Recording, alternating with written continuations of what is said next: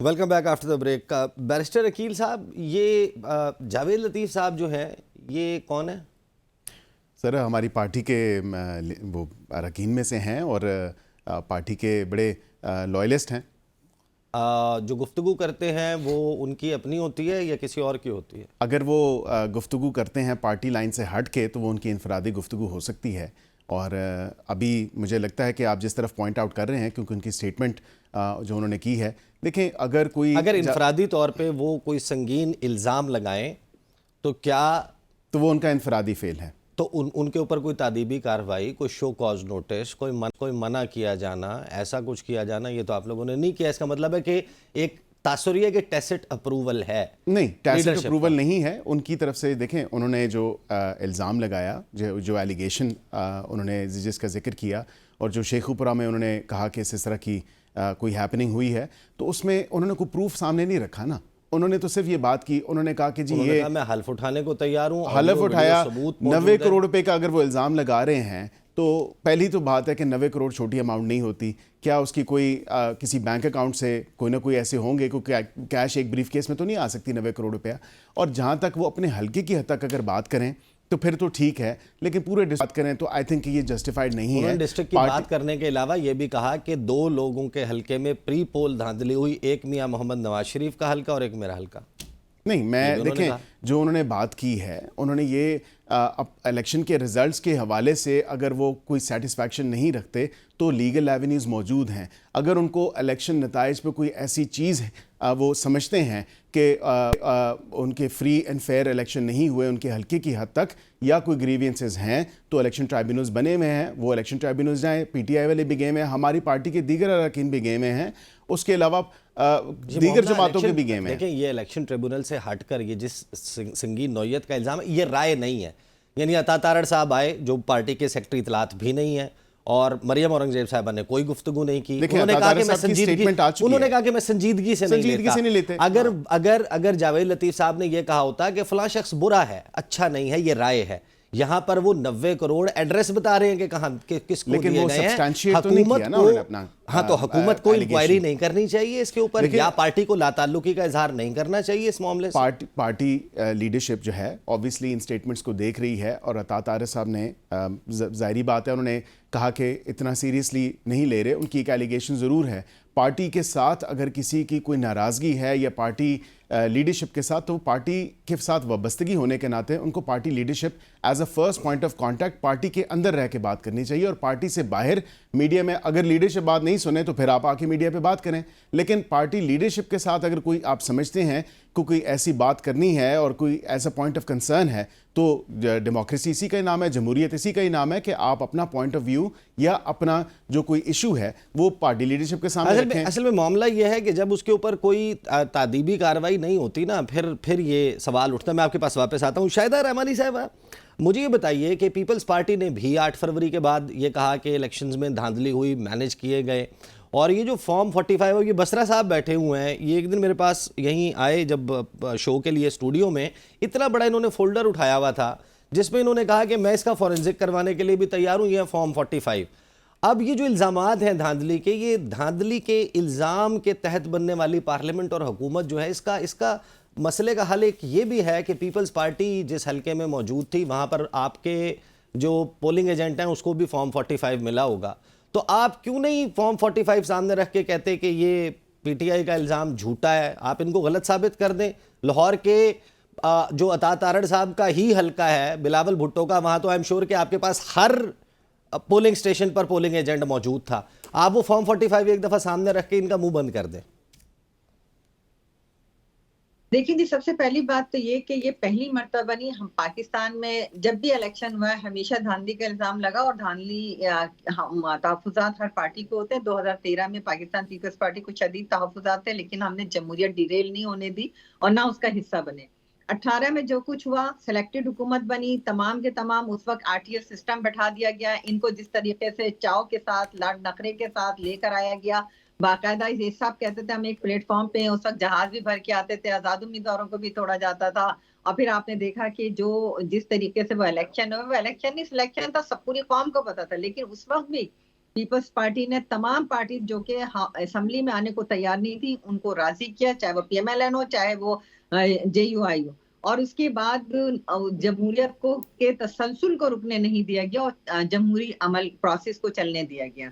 2024 के इलेक्शन में हमें भी बहुत ज्यादा तहफ्फुज़ात थे, रिजर्वेशन थे, अदालतों में केसेस चल रहे हैं, इलेक्शन ट्रिब्यूनल के अंदर केसेस चल रहे हैं और वहां हम फॉर्म 45 पेश कर रहे हैं। हम मीडिया में लाकर नहीं पेश करते, हमें पता है कि हमें किस जगह लेके जाना है, कहां से इंसाफ होगा, कहां पे जजेस बैठ के केसेस वो मीडिया पे बयानिए की जंग बना रहे हैं, तो आपको उनको काउंटर मीडिया के ऊपर ही करना चाहिए। 45 भी जमा कराए में फॉर्म 40 तमाम किस्म के फॉर्म जमा करा के अपने केसेस को हम फेस कर रहे हैं, लेकिन हम किसी भी जमहूरियत के डिरेल होने का या उसके रुकने का या इस तरीके से इंतशार की सियासत नहीं करते। आज भी हम इन्हें कहते हैं आए पार्लिमान में बैठे, पार्लिमान में पहले भी तो कमेटियां बनी थी, क्या हुआ था, और अब भी कमेटियां बनने को तैयार है। हर चीज अगर धांधली के इल्जाम है तो ठीक है, अदालतें काम करें, इलेक्शन ट्रिब्यूनल्स में जा रहे हैं केसेस और वहां से इंसाफ मिलेगा, इससे पहले भी हुआ। लेकिन आप इस तरह से सिर्फ इल्जाम की सियासत करें, मुल्क की सियासत को ना चलने दें, मुल्क की मईशत को ना चलने दें, मुल्क का पहिया जाम करने की साजिश करें,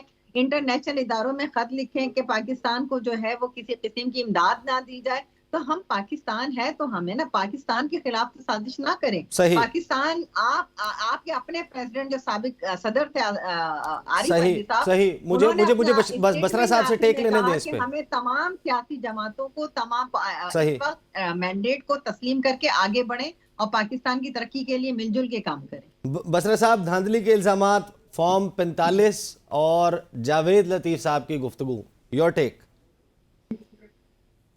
अच्छा नकवी साहब, एक तो आप ना दिन ब दिन शरारतें बहुत करने लगी। इनको घर वाले हुकूमत नहीं समझते, घर वाले इनको MNA MP वजीर आजम वजीर आला नहीं समझते, और आप इनको कितनी संजीदगी के साथ ना तंग करें इन बेचारों को। ये तो सियासी यतीम है, इनको पता है कि हम हारे हुए हैं, हम मेरे पे मलबा मत डालें। अच्छा अच्छा सुने जी नकवी साहब, आपको एक एक बात का पता है। अच्छा मैं कहता, पहली बात तो ये जाहिर है इन बेचारों के पल्ले कोई चीज नहीं है। अगर इनके पल्ले कोई चीज है, अगर कहते हैं कि वाकई हम हुकूमत हैं, इन्हें कहें 3 कमीशन बना दें। 9 मई वाला जुडिशल कमीशन बना दें, धांधली के हवाले से जुडिशल कमीशन बना दें। एक जावेद लतीफ, उसने बड़े संजीदा इल्जाम लगाए हैं स्टैब्लिशमेंट के। सिटिंग एक हमारी जो बहुत ताकतवर हमारी एजेंसी है, हमें फख्र है उस एजेंसी पे, उसके सिटिंग कर्नल को कहा है कि एक गोल्ड माफिया, एक स्मगलर ने उनको मिलकर 90 करोड़ रुपया दिया है। आप इसको छोटी बात समझ रहे हैं? तो मेरे ख्याल में तीनों कमीशन बना दें, दूध का दूध पानी का पानी हो जाएगा। और दूसरी बात, मेरे भाई इनसे ये पूछें कि इन पार्टियों ने किसी ट्रिब्यूनल में अभी तक कोई पिटीशन दी है कि हमारे खिलाफ धांधली हुई है? एक पिटीशन इन्होंने दाखिल नहीं की। उसकी वजह ये इन्होंने तो हुकूमत बना ली है, क्योंकि में नहीं जाते। मैं तो फिर वही कह रहा हूं आपको, यही वजह है आज जो पाकिस्तान में अफरा तफरी है, जो आने वाले दिनों में मैं हालात और खराबी की तरफ देख रहा हूं। इस वक्त लोगों को मैसेज क्या गया है? लोगों को मैसेज ये गया है कि आपकी कोई हैसियत नहीं, आप कीड़े मकोड़े हैं, ये अशराफिया का मुल्क है, आपने वोट डाल दिए, इमरान खान को 2/3 मेजोरिटी दे दी, तो क्या हो गया? ये देखिए हमने ये कर लिया। आज क्या हो रहा है? आज ये जो डकैतियां हो रही हैं, जो मारा मारी हो रही है, ये जो पक्के के डाकू जो है, ये कच्चे के डाकू पक्के के डाकू में कोई फर्क नहीं रहा। अब पक्के के डाकू जो हैं, इन लोगों ने ये मैसेज दिया है कि जिसकी लाठी उसकी भैंस। भाई जो जिसका जोर चलता है वो चलाए ना। लोग अदालतों की तरफ देख रहे हैं, लोगों ने अपनी कचहरियां लगानी शुरू कर दी हैं। इसलिए मेरे भाई अक्ल और होश के नाखून लें। ये पाकिस्तान के, मैं बार बार कह रहा हूं, इनको एक एजेंडे के लिए लाया गया है, मखसूस एजेंडे के लिए। इन बेचारों को तो रात 12 बजे बता दिया गया ये आपकी औकात है। मैं बार बार कह रहा हूं, अगर मियां नवाज शरीफ आ रहा हुआ है, मियां शहबाज शरीफ आ रहा हुआ है, मरियम बीबी हारी हुई है, तो मुझे इज़ा नकवी साहब ये बताएं कि कौन सा हल्का जीते हुए हैं? और पता है क्या करते हैं? असेंबली में पिछले दिनों जावेद लतीफ का एक और राना सनालो का स्टेटमेंट है, मुझे इस पर जवाब लेने दे, फिर वक्त कम रह जाएगा। फिलहाल का खोले, पॉइंट एस्टेब्लिश नहीं होगा। मुझे जवाब लेने दे बैरिस्टर साहब से, मुझे जवाब लेने दे बैरिस्टर साहब से। ये इंपॉर्टेंट पॉइंट है। बैरिस्टर साहब, आप तर्जुमान हैं कानून। जी बसरा साहब कंप्लीट कर लें। जवाब ही समझो, इन्होंने पल्ले की बेचारे ने क्यों बैरिस्टर साहब की नौकरी जड़ी है वो खतरे पांडे वो बेचारे आ सही, जाते हैं। सही। तो आपका क्या ख्याल है कि वो ठीक है। तर्जुमान असल वाले हैं? ठीक है बैरिस्टर कोई साहब, बात फॉर्म 45 पाकिस्तान, आप कानूनी अमूर के ऊपर तर्जुमान हैं, कानूनी और आईनी अमूर पर। पाकिस्तान का एक कानून है इलेक्शन एक्ट 2017, उसकी गालिबन सेक्शन 93 है जो ये कहती है कि इलेक्शन हो जाने के 14 दिन के अंदर अंदर इलेक्शन कमीशन ऑफ पाकिस्तान ने इससे रिलेटेड तमाम डॉक्यूमेंट्स वेबसाइट के ऊपर शाया करने। ये फॉर्म 45 उसी कानून के तहत है। एक मुल्क की तर्जुमान जो हुकूमत का तर्जुमान है कानूनी अमूर का, वो कानून पे अमल दरामद नहीं हो रहा, क्या कहेगा? देखिए नकवी साहब, सबसे पहली तो बात है कि आपकी भी मैं थोड़ी सी याद दहानी इसमें करवा दूं कि 2018 के जब इलेक्शन हुए थे, जब RTS RMS को बैठाया गया था, तो 29 दिन, आज भी अखबारी तराशे उठा के देखें, 29 दिन का डिले था। आपने तो 14 दिन का जिक्र किया, बाय लॉ 14 दिन डेफिनेटली होना चाहिए। और अगर उस वक्त हमने उसको क्रिटिसाइज किया था, तो आज तो इसको क्रिटिसाइज करेंगे। मैं अभी भी कहता हूं कि लॉ सब पे एप्लीकेबल, उसकी सिमिलर एप्लीकेबिलिटी होती है। ये नहीं हो सकता कि 2018 में ये आज हमें कह रहे हैं कि 2024 में डिले से हुए हैं या उस इदारे को, बिकॉज ऑब्वियसली एक इंडिपेंडेंट इदारा है इलेक्शन कमीशन ऑफ पाकिस्तान, उसकी कोई शॉर्ट कमिंग्स हैं तो वो डेफिनेटली इनको रेलेवेंट फोरम्स पे उसको लेके जाना चाहिए। अगर देखें अगर कानून के मुताबिक कोई इलेक्शन कमीशन ऑफ पाकिस्तान ने काम नहीं किया तो उसको डेफिनेटली ये अवाम में भी लेके आएँ, ये कोर्ट्स में भी लेके जाएं, बताएं। हम तो उस टाइम भी हमारी प्रेस कॉन्फ्रेंसेस थी, आप आज भी उठा के देखें कि उस टाइम पे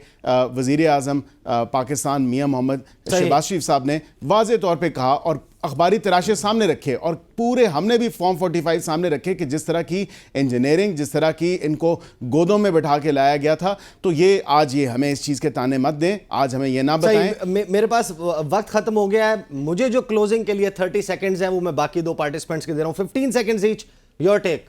बसरा साहब 15 सेकंड। पहली बात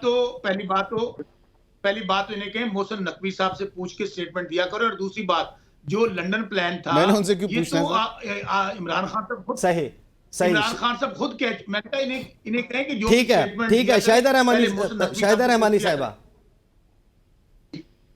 जी, पहले तो मैं ये कहूंगी कि बसरा साहब जिस अंदाज से बात करते हैं, उनको पॉलिटिकल वर्कर रह चुके हैं, इन्हें पॉलिटिकल अंदाज अपनाना चाहिए। दूसरी बात ये कि ये जिस तरीके से जनरल फैज की मदद से और उनके इशारों पे इजलास चलता था, उनकी इजाजत से ये ले लेके फैसले क्या करते थे, शायद देखें वो फिर ताना आ गया ना, वक्त खत्म हो गया कि फिर जनरल फैज के बारे में बात करते हैं, वो कमीशन भी आ गई, उस पे भी हुकूमत जो है वो डिवाइडेड है। हुकूमत का मौक़िफ़, पार्टी का मौक़िफ़ और है। वक्त खत्म हो गया। शाहिदा रहमानी साहिबा, शौकत बसरा साहब और बैरिस्टर अकील साहब, बहुत बहुत शुक्रिया। अब तक के लिए इतना ही, इजाज़त दीजिए। अल्लाह हाफ़िज़।